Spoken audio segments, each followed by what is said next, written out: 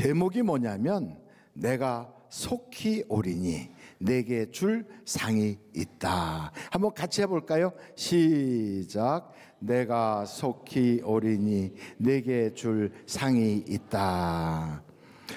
12절을 우리 한번 같이 읽어보겠어요. 시작. 보라, 내가 속히 오리니 내가 줄 상이 내게 있어 각 사람에게 그가 행한 대로 갚아주리라. 성경에서는 상 받기를 사모하라 그래요. 상 받기를 어떻게 하라고요? 사모하라. 그러니까 여러분, 우리는 교회 다닐 때 그냥 뭐 주시면 좋고 안 주시면 말고 이러는 생각으로 다니는 게 아니라 어떻게 하면 하나님께 상을 받을까? 어떻게 하면 우리 하나님이 기뻐하시면서 내 이름을 부르며 나에게 좋은 것을 주실까? 이런 생각으로 신앙생활을 하다 보면 그 삶이 하루하루가 달라져요. 그래서 여러분 성경을 좀 보면 고린도전서 9장 24절로 25절을 한번 보시겠어요. 운동장에서 다름질하는 자들이 다 달릴지라도 오직 상을 받는 사람은 몇 사람이에요? 한 사람인 줄을 너희가 알지 못하느냐. 당시 로마에서의 경기는 지금은 이제 올림픽의 금, 은, 동 이렇게 하지만 로마에서는 한 사람 1등한 사람한테만 월계관을 탁 씌워줬어요. 한 사람만 상을 받는 거죠. 그래서 바로 이런 말씀이 있는 거거든요. 그러면서 뭐라고 합니까? 너희도 뭘 받도록? 상을 받도록 이와 같이 다름질하라. 25절 같이 읽겠어요. 시작. 이기기를 다투는 자마다 모든 일에 절제하나니 그들은 썩을 승리자의 관을 얻고자 하되 우리는 썩지 아니할 것을 얻고자 하노라. 그래서 우리는 상 받기를 막 사모해야 돼요. 여러분 빌립보서 3장에도 사도 바울이 12절로 14절까지 상을 위하여 달려간다라고 고백하거든요. 12절 제가 한번 읽을게요. 내가 이미 얻었다 함도 아니요 온전히 이루었다 함도 아니라 오직 내가 그리스도 예수께 잡힌 바 된 그것을 잡으려고 달려가노라. 13절 형제들아 나는 아직 내가 잡은 줄로 여기지 아니하고 오직 한 일 즉 뒤에 있는 것은 잊어버리고 앞에 있는 것을 잡으려고. 14절은 우리 다 같이 읽어보실까요? 시작. 표대를 향하여 그리스도 예수 안에서 하나님이 위에서 부르신 부름의 상을 위하여 달려가노라. 상을 위하여 달려간대요. 여러분 사도 바울도 상 받고 싶어 했어요. 우리도 다 신앙생활 할 때 어떻게 하면 하나님을 기쁘시게 할까? 어떻게 하면 내가 상을 받을까? 어떻게 하면 하나님이 주시는 그 은혜의 선물을 받을까? 이런 생각을 가지고 신앙생활을 하면 확실히 달라요. 그래서 여러분 디모데후서에 보면 이렇게 말씀하고 있어요. 4장 7절로 8절인데 여러분도 다 아시는 말씀이에요. 같이 한번 읽겠어요. 시작. 나는 선한 싸움을 싸우고 달려갈 길을 마치고 믿음을 지켰으니 이제 후로는 나를 위하여 의의 면류관이 예비되었으므로 주 곧 의로우신 재판장이 그날에 내게 주실 것이며 내게만 아니라 주의 나타나심을 사모하는 모든 자에게도니라. 선한 싸움 싸우고 믿음을 지키고 달려갈 길을 달리면 그 면류관을 사모하고 상을 사모하는 자에게는 하나님이 다 주신다는 거예요. 그러니까 여러분 사모하면 다 받게 되어 있어요. 그래서 저는 우리 하늘비전교회 성도들이 금년을 마무리를 잘하고 내년에는 상 받는 여러분들이 다 되시기를 간절히 바라요. 하나님께서는 씨를 뿌리면 반드시 자라게 해요. 아멘, 아멘. 이번에 겨자씨를 보니까 우리가 교회에서 드린 건 6개밖에 안 드렸어요.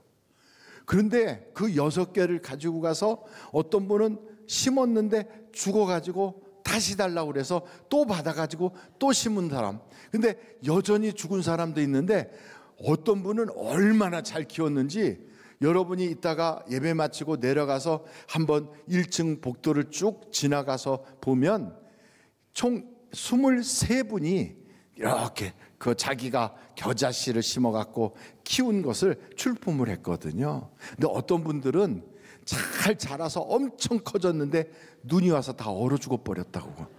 그래서 아쉽다고 막 그래요.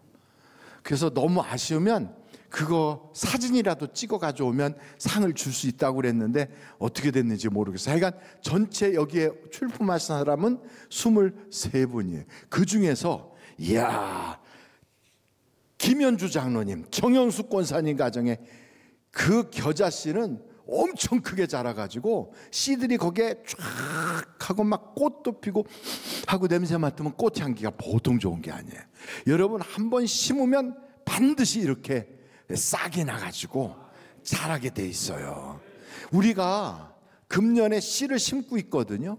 어떤 씨를 심냐면 여러분이 다 아시는 대로 전에 해보지 않았던 성경을 읽는 습관을 갖는 씨를 심어보자 해갖고 4군데의 그 사이트를 딱 만들어서 성경을 읽고 있어요. 280명가량이 지금 읽고 계시잖아요. 별로 놀라지도 않잖아요. 어마어마한 분들이 지금 막 성경을 읽어요. 어떤 분은 벌써 성경을 일독하신 분들이 몇 분이 되세요. 그 사이에 며칠 지나지 않았는데 성경을 일독했어요 하는 분들이 막 나오고 있어요. 분명히 이런 역사가 저는 좋은 하나님의 상으로 맺어질 줄로 믿습니다. 여러분, 아브라함을 하나님이 딱 지목해서 본토 친척 아비집을 떠나 내가 지시할 땅으로 가라. 그리하면 내가 너에게 복이 되게 하리라. 복의 근원이 되게 하리라 그랬거든요. 오늘 우리는 이미 그걸 보고 있어요. 나는 전에 그런 성경이 있는 사람이 아니었는데 틈만 나면 TV 보고 틈만 나면 유튜브 보고 틈만 나면 게임하던 사람인데 그거 다 내려놓고 이제는 틈만 나면 성경을 읽어. 이런 사람으로 딱 변해. 옛사람이 아니라 이제는 하나님께서 나에게 도전 주신 그 마음으로 변하여 그 길로 걸어가는 거예요. 가정의 문화가 바뀌는 거지요.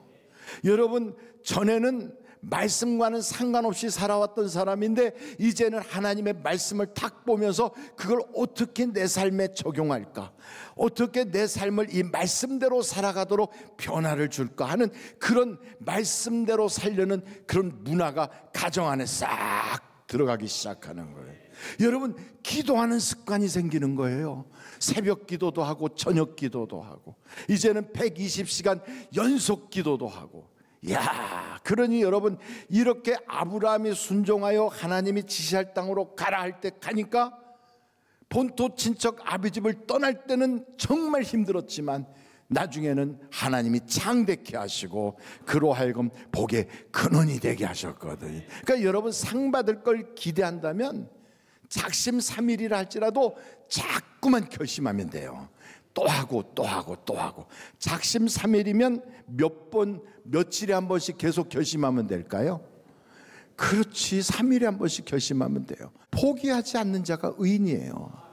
그래서 7번 넘어질지라도 다시 일어나는 자가 의인이라고요. 그래서 성경은 의인의 하나님이에요. 의인의 기도를 들어주시고 의인과 함께 하시고 의인을 도와주시는 하나님.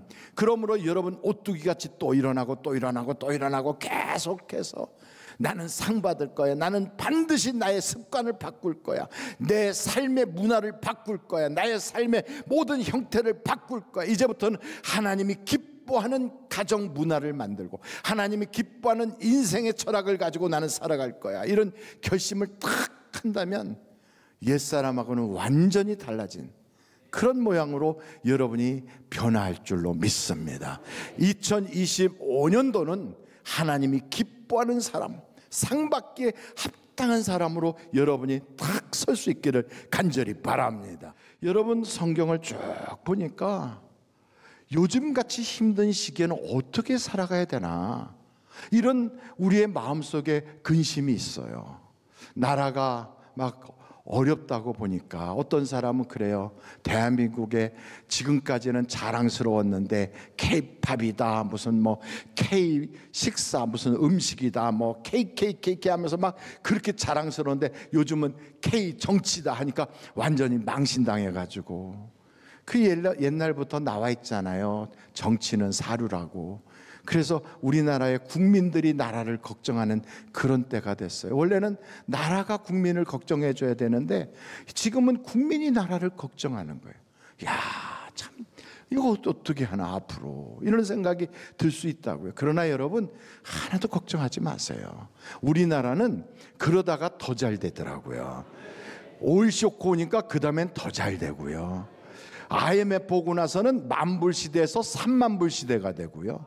이번에 정치적인 이런 격동기가 탁 지나가면 아마도 5만불 시대로 바뀔 줄로 저는 믿어요. 그래서 더 잘 될 거니까 괜히 우리가 무슨 굉장히 걱정스러운 그런 일들이 있는 것처럼 고민하지 말고요. 사업이 좀 안 되고, 요즘 같은 때는 장사도 잘 안 되고, 사람들이 불안하니까 돈은 가지고 있어도 쓰진 않으니까 이 경기가 잘 안 돌아가거든. 그렇지만 조금만 기다려 보세요. 안 좋은 것이 더 좋아질 수 있거든요. 그런데 이럴 때 우리는 어떻게 살아야 되느냐, 이걸 우리가 잘 생각해 봐야 돼요. 여러분, 사울하고 다윗이 굉장히 어려운 시기를 살았어요. 블레셋이 끊임없이 공격하고 나라가 굉장히 위태위태한 바로 그 시기에 사울과 다윗이 살았거든요. 그런데 더 기가 막힌 건 사울은 다윗을 계속 죽이려고 하고 다윗은 계속 도망다녀. 그러면 사울은 다윗을 계속 쫓아다니고 다윗은 계속 사울을 피하여 도망다니는 그런 삶이니까 누가 더 입장이 난처할까요? 다시 말씀드릴까요? 예, 사울은 다윗을 죽이려고 막 쫓아다니고 다윗은 사울을 피하여 막 도망다니고, 그러면 누가 더 초조하고 누가 더 어려울까요? 도망다니는 사람이 아무래도 어렵겠지요. 그런데 여러분, 성경을 한번 보겠습니다. 자, 시편 4편 8절이에요. 다윗이 뭐라고 하는가? 다 같이 한번 읽어보겠어요. 시작. 내가 평안히 눕고 자기도 하리니 나를 안전히 살게 하시는 이는 오직 여호와이시니이다. 사울이 계속 죽이려고 쫓아오고 막 사방팔방에서 도저히 살 수 없는 그런 입장이 되는데도 자기가 어디만 가면 신고가 들어가고 자기가 어디만 가면 죽이려고 현상금 붙은 사람이야 이러고 막 쫓아오고 이러는 판인데도 다윗은 속으로는 편안하다. 속으로 편안해. 또 한 곳을 보면 여러분, 시편 119편 165절인데요. 같이 한번 읽어보세요. 시편 119편 165절. 다 같이 한번 읽어보실까요? 시작. 주의 법을 사랑하는 자에게는 큰 평안이 있으니 그들에게 장애물이 없으리이다. 사울과 다윗이 이렇게 겉으로 보기에는 사울이 더 안정된 것 같고 다윗이 쫓기니까 불안한 것 같은데 속을 보니까 다윗의 속은 아주 편안해. 그런데 사울은 쫓아다니면서 초조해. 그리고 뭔가 쫓기는 것 같아. 여러분, 이렇게 쫓기는 것 같고 초조하고 그러면 실패자가 돼요. 마치 옛날에 여러분 서커스 가서 보시면 막 접시 돌리기 하는 거 혹시 보셨나요? 이렇게 장대 같은 데다가 접시를 막 돌리고 막 흔들고 또 여기 가서 막 하고, 그거 계속 뛰어다니면서 접시 떨어지지 않게 계속 돌리다가 언제 떨어지죠? 접시 돌리기 하는 사람이 지치면 이게 푹 쏟아져서 다 깨지게 돼 있어요.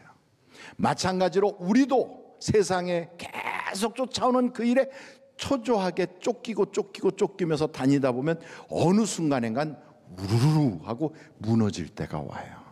그래서 절대로 쫓기는 자가 되어서는 안 돼요.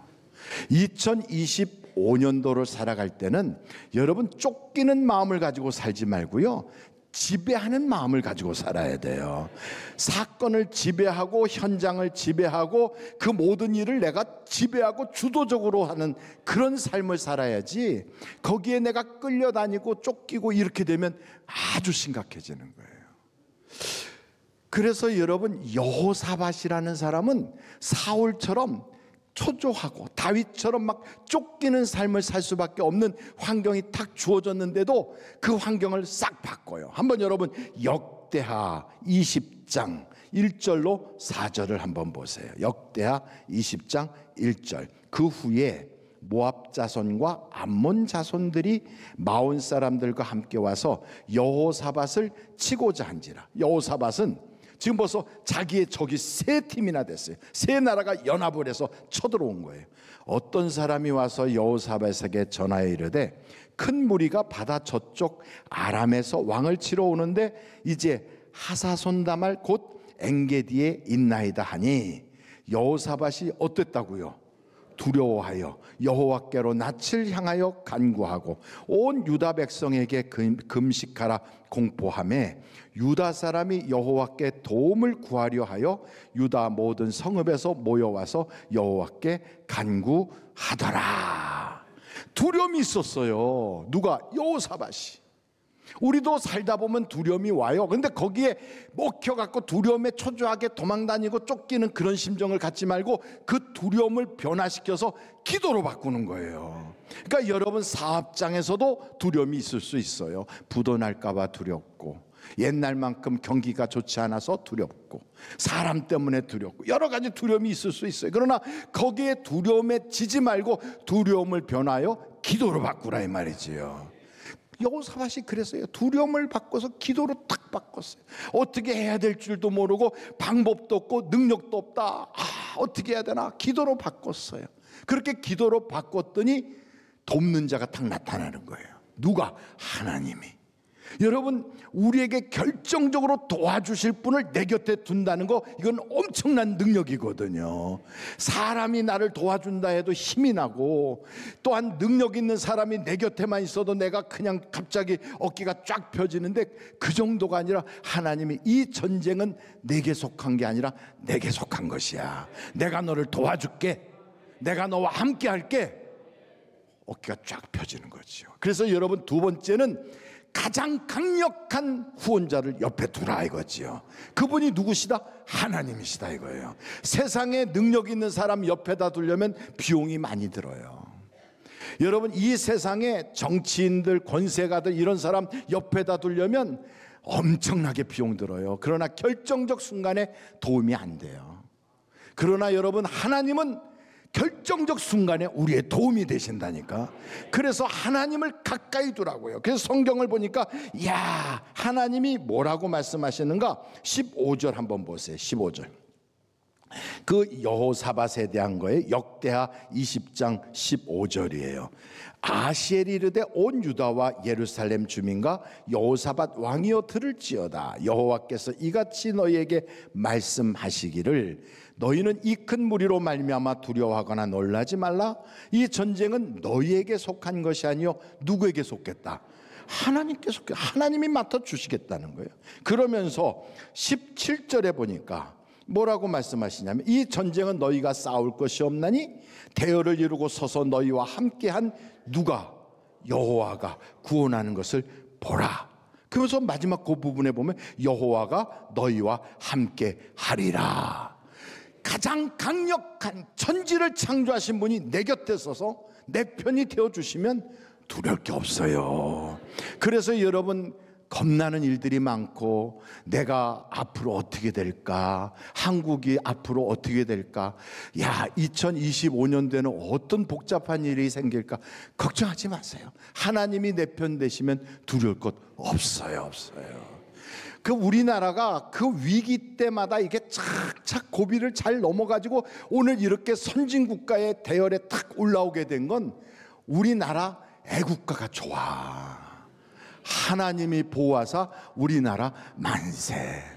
야, 옛날에는 하나님이라고 그랬거든요. 그러니까 딱 애국가가 나오는 시간에는 스님도 가다가 하나님이 보호하사 우리나라 만세 그렇게 했거든요. 무당도 지나가다가 하나님 그랬거든요.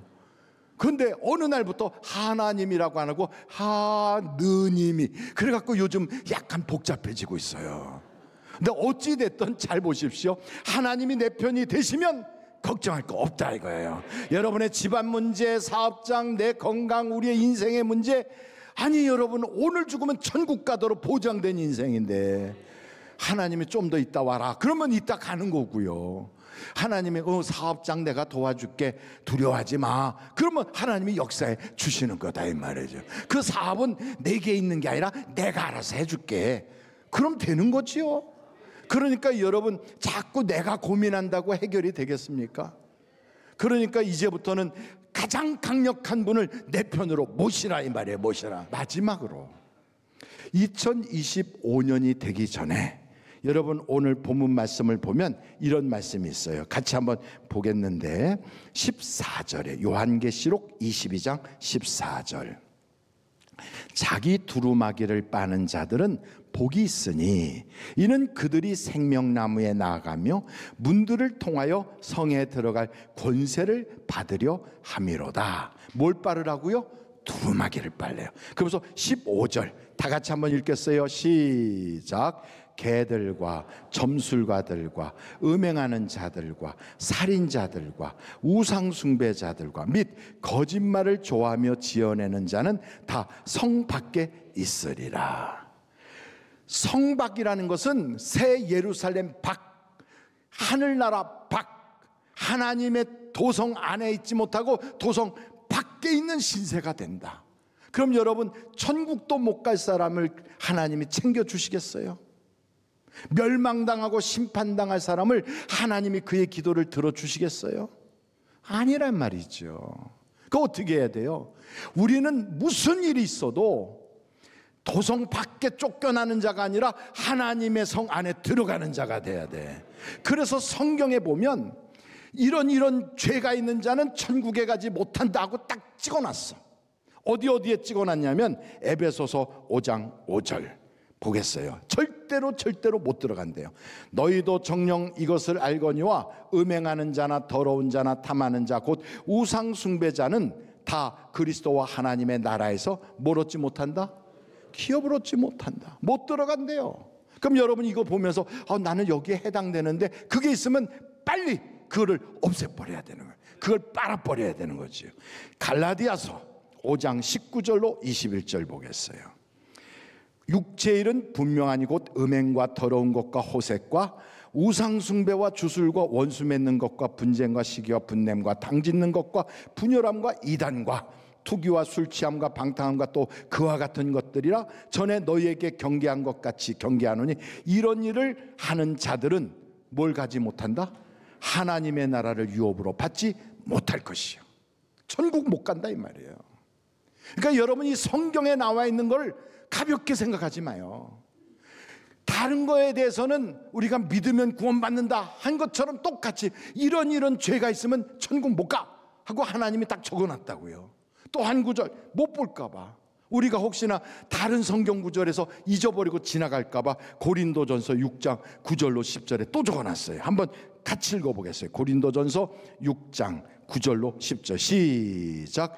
불의한 자가 하나님의 나라를 유업으로 받지 못할 줄을 알지 못하느냐.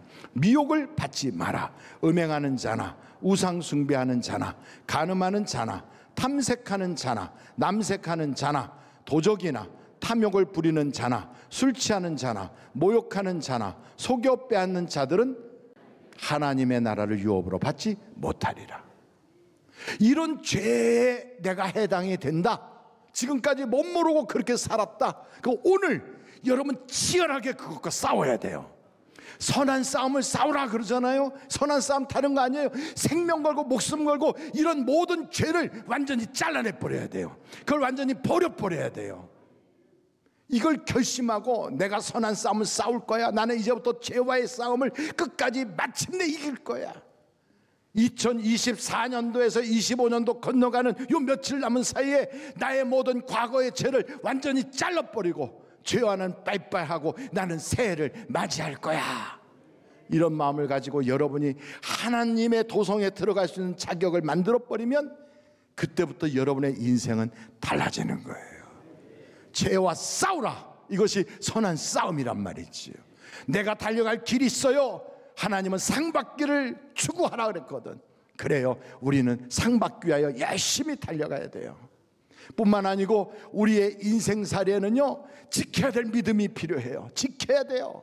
그래서 나의 귀한 자리를 지켜야 되고, 하나님이 내 편이 되도록 나의 영적인 수준을 지켜야 되고, 믿음을 지켜야 되는 거예요. 그럴 때 멸관을 쓰게 되거든. 지금까지는 여러분 어떤 신앙생활을 해왔는지 모르지만 2025년도에는 세상이 무너지고 이 세상이 완전히 막 두동강 나는 것처럼 힘들다 할지라도 하나님이 내 편 되시면 걱정 없어요. 걱정 없어요. 저는 이제 새해를 시작하기 전에 먼저 하나님의 손에 딱 붙잡힘 받으시고, 여러분 속에 있는 썩은 모든 묵은 죄악들을 싹 도려내고, 그리고 깨끗한 모습으로 주님과 함께 동행하는 여러분이 되시기를 주님의 이름으로 축원합니다.